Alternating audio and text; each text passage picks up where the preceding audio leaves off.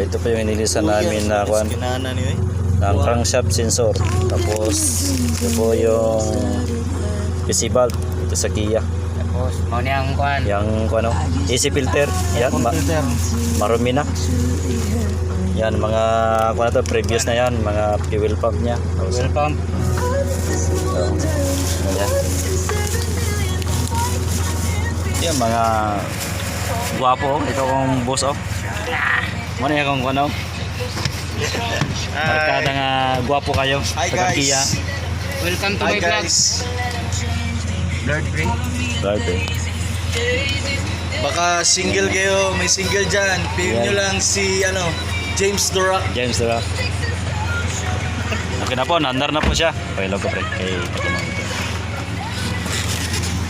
ay, ito na po yun.